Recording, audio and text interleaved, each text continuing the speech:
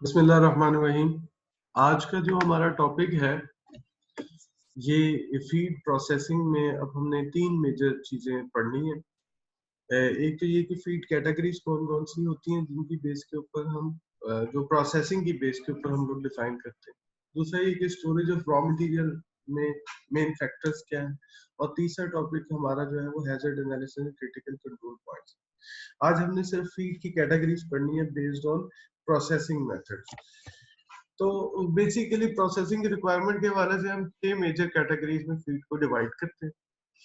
सो पहली कैटेगरी वो कैटेगरी कहलाती है जिसमें हीट सेंसिटिव फीड्स आती है। अच्छा, ये ऐसी फीड्स होती हैं जिनके अंदर ऐसा रॉ मटेरियल यूज होता है जो अगर उनको ज्यादा टेम्परेचर दिया जाए तो वो अपनी नेचर को मॉडिफाई कर लेता है। मिसाल के तौर पे आपने अगर कोई ऐसी फीड बनाई है जिसके अंदर ड्राइड मिल्क, वे प्रोटीन्स या शुगर्स वगैरह या ऐसी प्रोटीन वे पाउडर वगैरह यूज हो रहा है या शुगर्स यूज हो रही है, तो ये हीट सेंसिटिव होंगी। जब इन्हें टेम्परेचर लगेगा तो इसमें फॉर एग्जांपल मिल्क बेस्ड जो प्रोडक्ट्स हैं ये कैरमलाइज करना शुरू कर देंगी अगर इन्हें आपने 60 डिग्री सेंटीग्रेड से ज्यादा टेम्परेचर दिया। ऐसी फीड्स अगर आपने बनानी हो तो इन फीड्स के अंदर आपने थिन डाइस यूज करनी होती है। जैसे हमने पिछले लेक्चर में देखा था कि थिन और थिक डाइस थी हमारे पास, तो 35 mm वाली शायद वो जो है उस वक्त थिन डाई की कैटेगरी में यूज हो रही थी। तो ऐसी फीड्स जिनमें फ्रिक्शन, ऐसी डाइस जिनमें फ्रिक्शन कम पैदा हो, गोल वाली डाइस यूज करनी है। तो थिन डाइस में फ्रिक्शन कम पैदा होती है तो इसलिए उसको हम लोग यूज कर सकते हैं। इसी तरह ऐसी फीड्स में फैट ऐड करें ताकि लुब्रिकेशन हो और थोड़ी सी temperature at the time of pelleting जो है वो भी कम हो, और इसमें फिर चोकअप भी कम होगा अगर आपने उसमें थोड़ी सी फैट दी। लो प्रेशर स्टीम यूज की जाती है, और मैं आपको यहाँ क्लियर कर दूं कि आगे भी जहां जहां हम लोग लो या हाई प्रेशर स्टीम की बात करेंगे तो इसका मतलब ये होगा कि हम 20 psi लो को कंसिडर कर रहे हैं और हाई का मतलब है 80 psi प्रेशर। तो हीट सेंसिटिव फीड्स की मैंने आपको कैटेगरीज बता दी। इसमें दो ही चीजें यूज होगी, एक तो थिन डाई यूज होगी, लो प्रेशर यूज होगा, और लो टेम्परेचर के ऊपर इसकी पैलेटिंग करेंगे। और इसमें हमें फैट बेस जो है, फैट को थोड़ा सा ऐड करने से बेनिफिट मिलेगा। ऑब्जेक्टिव सिर्फ क्या है, फ्रिक्शन को कम करना, ताकि जो है हीट जो है वो ज्यादा जनरेट ना हो। एक और टाइप ऑफ कैटेगरी है जिसके अंदर यूरिया बेस्ड फीड आ जाती है। ये इंटरेस्टिंग है। यूरिया फीड, यूरिया आपको पता है कि खाद के तौर पे इस्तेमाल होता है लेकिन एनिमल की फीड के तौर पे भी इस्तेमाल होता है। और यूरिया की प्रॉपर्टी ये है कि जैसे ही इसको टेम्परेचर लगेगा वैसे ही ये मेल्ट डाउन हो जाएगा, तो ये वेट हो जाएगा। और जाहिर बात है अगर आपने ज्यादा परसेंटेज में यूरिया ऐड करना है अपनी फीड के अंदर तो फिर आपको वो फीड जो है हाई टेम्परेचर के ऊपर वेट होना शुरू हो जाएगी। इसकी फीड बनाने का मकसद क्या है, कई जगहों पे मैंने देखा है बाहर के ममालिक में, बल्कि एक आध जगह मैंने ये भी देखा था कि जो है वो अगर कोई रॉ मटेरियल सस्ता है और किसी मुल्क के अंदर एग्रीकल्चर बहुत लो है और वहाँ टिपिकली यूरिया वगैरह यूज नहीं भी होता, तो वो अगर इंपोर्ट कर रहे हैं किसी फीड को, तो वो या यूरिया इंपोर्ट करना चाह रहे हैं किसी फीड में, तो वो उन्हें स्पेशली कहते थे कि आप इसे लो क्वालिटी के किसी रॉ मटेरियल के अंदर ज्यादा कंसंट्रेशन यूरिया ऐड करके भेज दें ताकि हम इसे प्री मिक्सिंग के लिए यूज कर सकें। तो यूरिया मैंने आपको बताया जैसा कि सॉल्युबल होता है, और टेम्परेचर ज्यादा होगा तो ये और ज्यादा सॉल्युबल होता जाएगा, तो इसलिए हम लोग क्या करते हैं कि हम इसमें स्टीम ऐड ही नहीं करते, या टिपिकली जो है बहुत थोड़ी स्टीम है। और अगर फिर ऐड करनी है तो हाई प्रेशर इस टाइम ऐड होगी, और मैक्सिमम टेम्परेचर का 65 डिग्री सेंटीग्रेड से ज्यादा नहीं। अगेन थिन डाइस यूज करेंगे और उसका मकसद ये है कि फ्रिक्शन को कम करें, और अगेन फैट भी इसमें ऐड की जा सकती है। तीसरी कैटेगरी आती है मोलेसिस बेस्ड फीड। आपको पता है कि मोलेसिस जो है वो भी 26% तकरीबन उसके अंदर मॉइस्चर होता है। शुगर केन की प्रोडक्ट है, और मोलेसिस टिपिकली रूमिनेंट्स की फीड में बहुत ज्यादा यूज होता है। नॉर्मली रूमिनेंट्स के जो कॉन्सेंट्रेट है उसके अंदर 10% से लेके 15% तक आप मोलेसिस को ऐड कर सकते हैं इन दी कॉन्सेंट्रेट। तो 10 से 15% अगर आपने कॉन्सेंट्रेट के अंदर ऐड किया है तो यकीनन इसका एक नेगेटिव फीडबैक ये भी होगा कि वो फीड जो है अगर आप ज्यादा कंसेंट्रेशन यूज करें तो वो फैट होगी।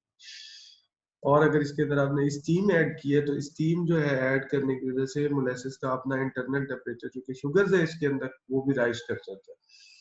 तो इसका मतलब ये है कि आप उस प्रोडक्ट को जो है वो वेट कर रहे हैं। तो इसमें जो है जो इम्पोर्टेंट चीज है वो ये है कि आपने हाई प्रेशर स्टीम यूज करनी है। अगेन इसके अंदर जो है टेम्परेचर को अगर आप कम रखते हैं तो वो ज्यादा रीजनेबल है, ठीक है। डिपेंड करता है कि इंक्लूजन रेट जो है बेसिकली मोलेसिस का है कितना। और इसके अलावा जो है अगर आप ऐसी स्टीम यूज करते हैं ड्राई स्टीम, ड्राई जो है वो बेसिकली पैलेटिंग करवाते हैं, तो ड्राई स्टीम ऐड करने का भी बेनिफिट इसमें मोलेसिस बेस्ड फीड के अंदर ज्यादा है।